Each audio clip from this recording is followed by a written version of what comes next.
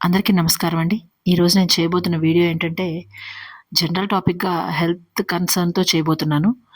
ఆహ్, అందరికీ నా వీడియోలు నచ్చుతాయనుకుంటాను. నచ్చితే గనక లైక్, షేర్ అండ్ సబ్స్క్రైబ్ చేయండి. మీరు ఇచ్చే ఈ సబ్స్క్రిప్షన్స్ వల్ల నాకు నా వీడియోస్ ఇంకొంతమందికి షేర్ అయ్యే అవకాశం ఉంది. వీడియోలోకి వెళ్ళిపోదామండి. ఈ రోజుటి వీడియో ఏంటంటే, ఆహ్, గోధుమ అలాగే రాగి చపాతీలు. జనరల్‌గా ఈ ఈ ఫాస్ట్ అయిపోయిన ఈ లైఫ్‌లో అందరూ ప్రాసెస్డ్ ఫుడ్సే తింటున్నాము. మనకు తెలియచ్చు, తెలియకపోయి ఉండొచ్చు కూడా.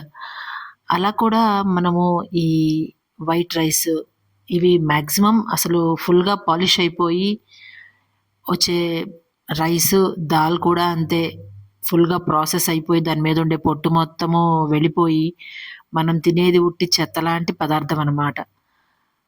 అవన్నీ కొన్ని వేల రూపాయలకి వాటిల్ని వేరే వేరే చోట్ల అమ్మేసుకుంటూ ఉంటారు.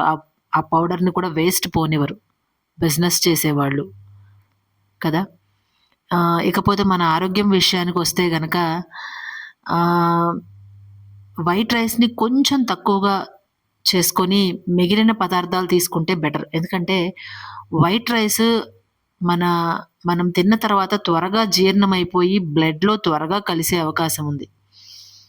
దానివల్ల మనకి అందే ఫైబర్ తక్కువగా ఉంటుంది. ఎంత మనము కూరలు తిన్నా కూడా మాక్సిమం రైస్ కన్నా కూర తక్కువే తింటాము. ఎంత ఎక్కువ మనము రైస్ కన్నా కూర ఎక్కువ తినాలన్నా కానీ, రైస్‌తో పోల్చుకుంటే కూర తక్కువే తింటాము. కాబట్టి దాని ద్వారా మనకి పెద్దగా ఆహ్, యూజ్ యూజ్ అనేది ఉంటుందని నేను అనుకోను. కాకపోతే కొంచెం కర్రీ తింటాం కాబట్టి దానివల్ల కొంత యూజ్ అనేది జరగచ్చు.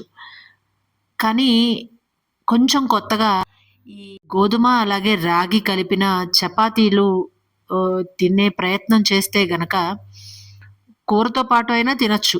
అప్పుడేంటంటే 2 రకాలుగా ప్రయోజనాలు మనకందుతాయి.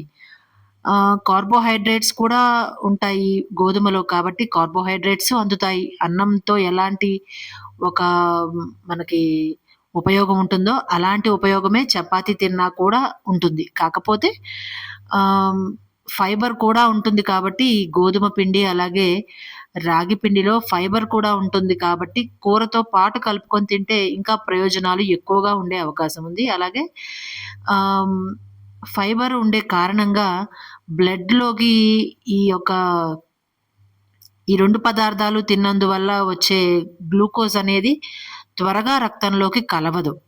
కొంచెం లేట్ అవుతుంది. ఎందుకంటే ఫైబర్ ఉండే కారణంగా అది అరగడము, జీర్ణించుకోవడము టైం పడుతుంది కాబట్టి ఆ టైము ఆ లేట్ అయ్యే టైం వల్ల మనకి ఆహ్, జీర్ణక్రియ అనేది మంచిగా జరుగుతుంది. ఆ లేట్ వల్ల గ్లూకోజ్ త్వరగా తయారవ్వదు. దానివల్ల హెల్త్ ఇష్యూస్ అనేవి రాకుండా ఉంటాయి. ఇంకా చెప్పాలంటే ఆహ్, మనము అన్నము కొంచెం క్వాంటిటీ ఎక్కువగా తింటాము. ఎందుకంటే ఆంధ్రులు భోజన ప్రియులంటారు కదా! అందువల్ల ఎక్కువ క్వాంటిటీలో అన్నం తింటాము. కానీ చపాతీ అయితే ఎక్కువ క్వాంటిటీలో తినలేకపోతాము.